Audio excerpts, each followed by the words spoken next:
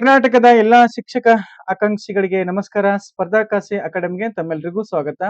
ತುಂಬಾ ವರ್ಷಗಳಿಂದ ನೀವೆಲ್ಲ ಕರ್ನಾಟಕ ವಸತಿ ಶಿಕ್ಷಣ ಸಂಸ್ಥೆಗಳಲ್ಲಿ ಟೀಚಿಂಗ್ ಅಂಡ್ ನಾನ್ ಟೀಚಿಂಗ್ ಪೋಸ್ಟ್ಗಳು ಕಾಲ್ಫರ್ಮ್ ಆಗುತ್ತೆ ಅಂತೇಳಿ ತಾವೆಲ್ಲ ಕಾಯ್ತಾ ಇದ್ರಿ. ವಿಶೇಷವಾಗಿ ಈಗ ಆಲ್ರೆಡಿ ವಸತಿ ಶಿಕ್ಷಣ ಕರ್ನಾಟಕ ವಸತಿ ಶಿಕ್ಷಣ ಸಂಸ್ಥೆ ಕೆಇಗೆ ಪ್ರಪೋಸಲ್ ಕಳಿಸಿದೆ. ಮತ್ತೆ ಕೆಯು ಸಹ ಇವತ್ತು ಅಥವಾ ನಾಳೆ ಕಾಲ್ಫರ್ಮ್ ಮಾಡುವಂತ ಒಂದು ಹಂತದಲ್ಲಿ ಇದೆ.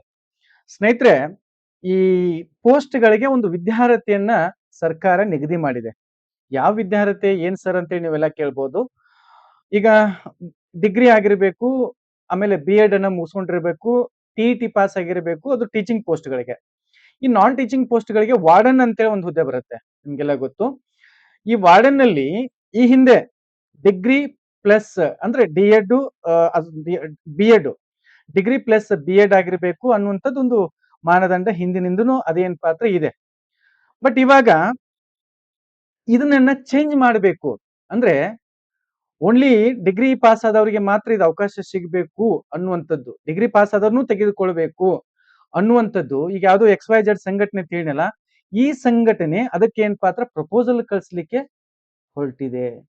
ಸ್ನೇಹಿತರೆ, ಇದು ಬಹಳ ಸಮಸ್ಯೆ ಏನು ಅಂತಂದ್ರೆ ಅದರ ಗಂಧ ಗಾಳಿ ಏನೂ ಗೊತ್ತಿರ್ಲಿಲ್ಲ ಅಂತಂದ್ರೆ ಈ ರೀತಿ ಏನ್ ಪಾತ್ರ ಯಾರೋ ಒಬ್ರು ಲೆಟರ್ ಹಿಡ್ಕೊಂಡ್ ಬರ್ತಾರ ಅಥವಾ ಯಾರೋ ಒಬ್ರು ಹೇಳ್ತಾ ಇದಾರ, ಸರ್ ಇದೊಂದು ಮಾಡಿಸ್ಕೊಡಿ ಅಂತ ಹೇಳ್ತಾ ಇದಾರ ಅಂತಂದ್ರ ಓಕೆ ಅಂತ ಹೇಳಿ ನಾವು ಡಿಪಾರ್ಟ್ಮೆಂಟ್ ಕರ್ಕೊಂಡು ಹೋದ್ರ ನಮ್ ಚಪ್ಲಿ ತೊಗೊಂಡು ನಾವು ಏನ್ ಪಾತ್ರ ಹೊಡ್ಕೋಬೇಕಾಗತ್ತೆ.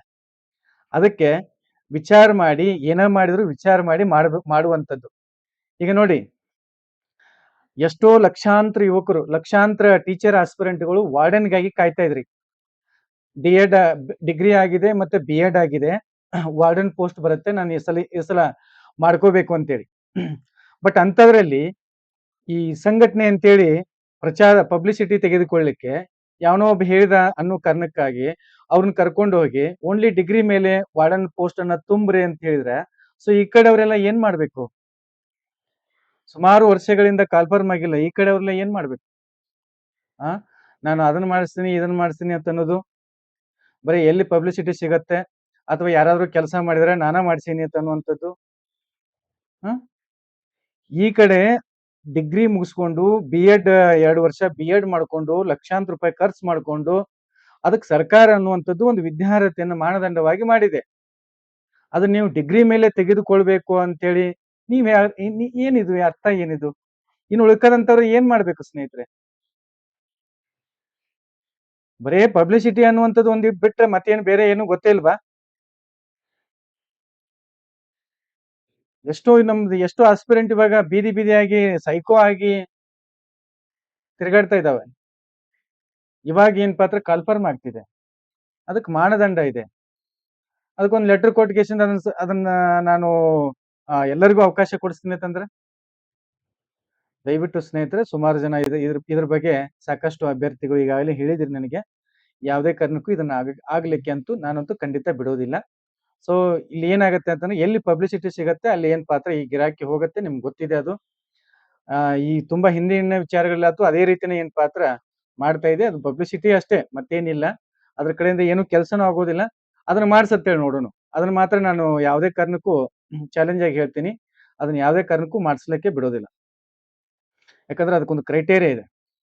ಲಕ್ಷಾಂತರ ಯುವಕರು ಇವತ್ತೇನ್ ಪಾತ್ರ ಬೀದಿಗೆ ಬಂದಿದ್ದಾರೆ, ಸಾಕಷ್ಟು ವರ್ಷಗಳಿಂದ ಓದ್ತಾ ಇದ್ದಾರೆ, ಹೌದಾ?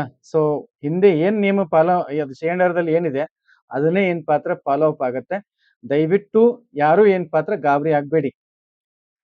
ನಿಮ್ಮ ನೋವು ನಿಮ್ ಸಂಕಟ ನಮ್ಗೆಲ್ಲ ಏನ್ ಪಾತ್ರ ಅರಿವಾಗತ್ತೆ.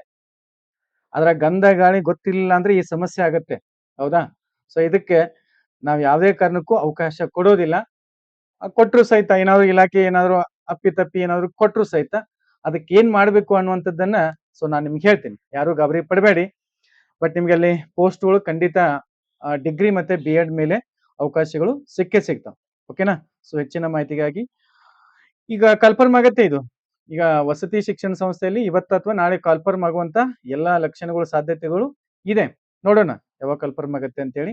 ಫಸ್ಟ್ ನಾನ್ ಟೀಚಿಂಗ್ ಕರಿಬೇಕು ಅಂತೇಳಿ ನಿಮ್ಗೆ ಆಲ್ರೆಡಿ ಹೇಳಿದೀನಿ. ನಾನ್ ಟೀಚಿಂಗ್ ಎರಡೂ ಕಾಲ್ಫರ್ಮ್ ಮಾಡ್ಬೇಕಾಗಿತ್ತು, ಬಟ್ ಏನೋ ಅರ್ಜೆಂಟ್ ಅನ್ನುವಂಥದ್ದು ಏನೋ ಒಂದು ಕಾನ್ಸೆಪ್ಟ್ ಇದೆ ಅಂತ ಅನ್ಸುತ್ತೆ.